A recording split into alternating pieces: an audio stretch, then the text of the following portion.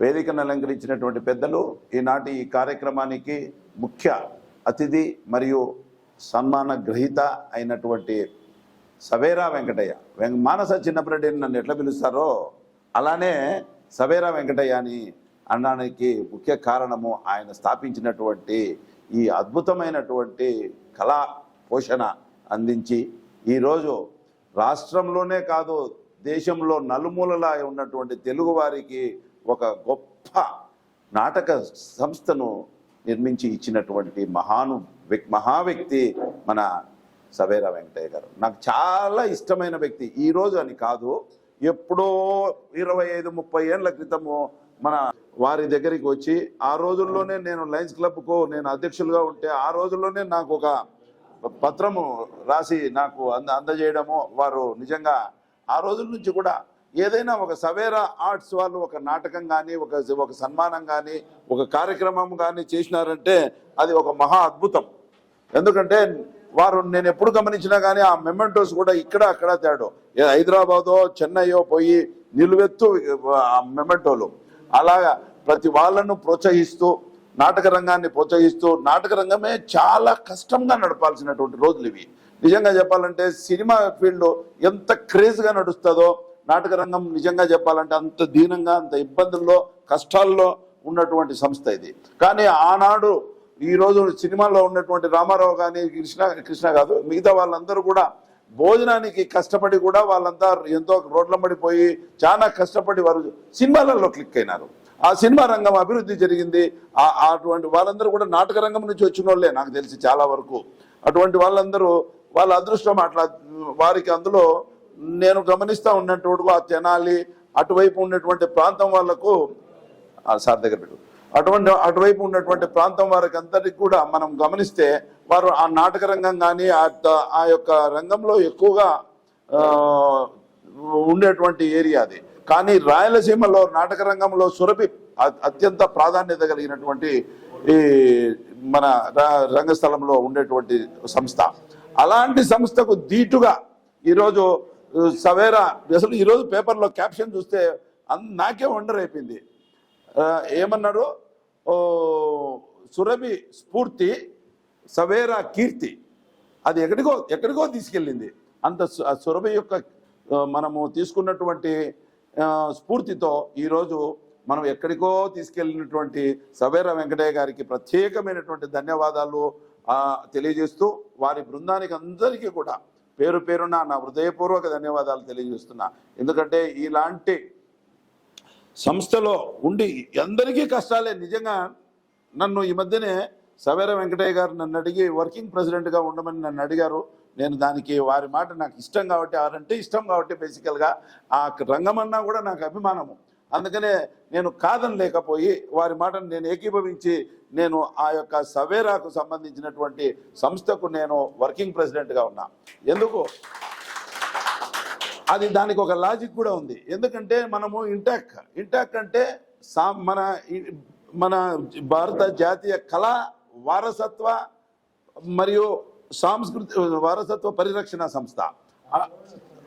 అటువంటి సంస్థలో కళ అనేది దీంట్లో ముఖ్యంగా ఉంది. ఈ యొక్క మన యొక్క సాంప్రదాయాలను కానీ మన యొక్క కల్చర్ను కానీ కాపాడగలిగేటువంటి శక్తి ఎవరికి ఉందిరా అంటే కళాకారులకే ఎక్కువ ఉంది. వారిని వాడుకునే విధానం కూడా మనకు తెలియాలా, వారిని ప్రోత్సహించాలా, వారికి సరైనటువంటి సహకారం అందించాలా. ఎవరైనా కానీ ఆ సహకారం లేకుంటే రోజువారీ కార్యక్రమాలు నడపాలంటే చాలా కష్టం. ఎప్పుడో ఫ్యాషన్గా ఒక రోజు రావచ్చు, ఎప్పుడో ఒక రోజు వచ్చి దీని కార్యక్రమం నడపడం అంటే ఒక ఎత్తు. కానీ మరి రోజువారీగా దీన్ని ఒక చేయాలంటే కష్టం. దీనికి ప్రభుత్వం నుంచి పూర్తి సహకారం కావాలా. నిజంగా చెప్పాలంటే ఇటువంటి కళాకారులకు ప్రతి నెల పెన్షన్ రూపంలో వారు గవర్నమెంట్ అందిస్తేనే సర్వైవల్ అవుతుంది. కాబట్టి నాకు తెలిసి ఎంత ఇచ్చినా వారి రుణం తీర్చుకోలేము. ఎందుకంటే ఈరోజు మన కల్చర్ను కానీ ఆనాటి మన పౌరాణికాలను గురించి కానీ మనం అంతరించిపోయే రోజులు. ఎవరో ఆ పుస్తకాలు చదివేవాళ్ళు లేరు, ఆ యొక్క సినిమాలు చూసేవారు లేరు.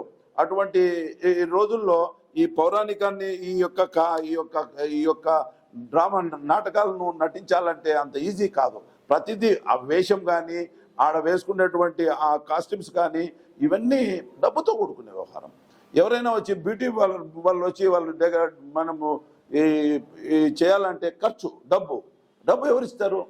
నాటకం కావాలంటే వాళ్ళు వస్తారు, పాపం ఏదో కష్టపడతారు, దాని మీద ఉండే మమకారమో లేకుంటే ప్రేమో లేకుంటే దాని మీద ఉండేటువంటి అభిమానమో లేకుంటే అది ఒక అడిక్షనో కాదు ఫ్యాషనో తెలియదు, కానీ ఏదో ఒక విధంగా మాత్రం దానికి మనం అకష్టమై అన్ని ఇల్లు పిల్లము బిడ్డలు అందరినీ వదిలిపెట్టిపోతూ ఉంటారు. ఎందుకంటే అదొక ప్యాషన్. అటువంటి ప్యాషన్ను మనము సపోర్ట్ చేయాల్సిన బాధ్యత ఎవరికి ఉందంటే ఒక గవర్నమెంట్కే చేయాలా. గవర్నమెంట్తో పాటు మనము దాన్ని ప్రోత్సహించాలంటే జనాలు పోయి చూసేటట్టుగా చూడాలా. ఈ రోజుల్లో ఎట్లా తయారైపోయిందంటే ప్రతిదీ కూడా పబ్లిసిటీ. ఆ పబ్లిసిటీలో కూడా క్రేజీ పబ్లిసిటీ కావాలా. ఆ పెట్టేటప్పుడు క్యాప్షన్లోనే విచిత్రంగా ఉండాలా. అదే ఇష్టపడి అట్రాక్ట్ చేసేటువంటి రోజులు ఇవి.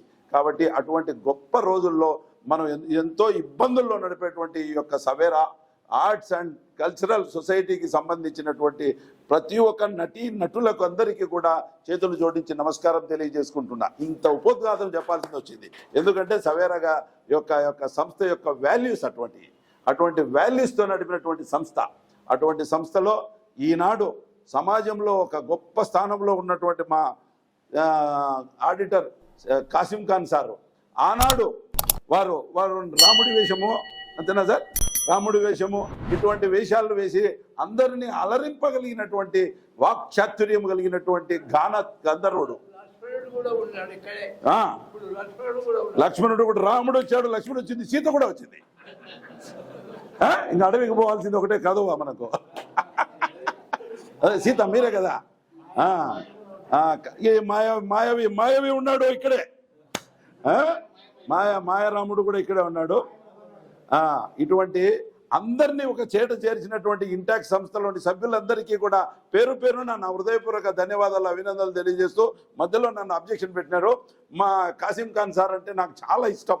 ఎందుకంటే ఇప్పుడు కాదు, సార్ 35 ఏళ్ళ నుంచి కూడా మాకు ఆ బంధము, అనుబంధము, అన్నదమ్ములు, అక్కచెల్లెళ్ళ కంటే కూడా మేము ఎంతో ప్రేమగా ఎంత చిన్న విషయాన్ని కానీ ఎంత పెద్ద విషయాన్ని కానీ షేర్ చేసుకొని ఉండేటువంటి కుటుంబం అది. అటువంటి కుటుంబంలో ఈనాడు మా కాసిం ఖాన్ సారు ఎక్కడైనా కానీ చిన్నప్పటి బాగున్నాడు అని చూసి సంతోషపడి వాళ్ళలో మా కాసిం ఖాన్ సారు ప్రథముడు. ఏదైనా ఆడిటర్కి సంబంధించినటువంటి ఆఫీసుకు సంబంధించిన ఏ చిన్న విషయాన్ని కూడా అటువంటి సారు డ్రామా నాటకాలంటే పిచ్చి. నిజంగా చెప్పాలంటే ఈ మధ్యలోనే ఎందుకో మానేసినాడు, కానీ అవకాశం ఇస్తే మొన్న అన్న మీ ప్రోగ్రామ్ ఏంది ఆ రోజు జరిగింది వాళ్ళ ఊర్లో కాదు, నువ్వు చేసింది జిల్లా పరిషత్లో మహాసభల్లో. అటువంటి మహాసభల్లో సారు మాట్లాడుతూ ఉంటే గంధర్వుల లోకంలో నుంచి మళ్ళీ దిగి వచ్చినట్లుగా ఉన్నది అటువంటిది. అలాగే పోచంరెడ్డి సుబ్బారెడ్డి అన్న మనకు ఎక్స్ ఎమ్మెల్సీ, మన ఇంటాక్ట్ సభ్యులు, లైఫ్ మెంబరు, అలాగే మనకు అందరికీ కూడా ఎంతో కావాల్సిన వ్యక్తి. ప్రతి చిన్న విషయానికి కూడా నేనున్నాను అని ధైర్యాన్ని ఇచ్చగలిగేటువంటి వ్యక్తి. అటువంటి మన పోచంరెడ్డి సుబ్బారెడ్డి అన్న కూడా ఆనాడు ఆయన కూడా కళాకారుడే, ఆయన కూడా డ్రామాలు వేసినాడు. ఆయన ఏం మాయారామణుడు కాబట్టి రావణుడు కాదు, మాయారామణుడు.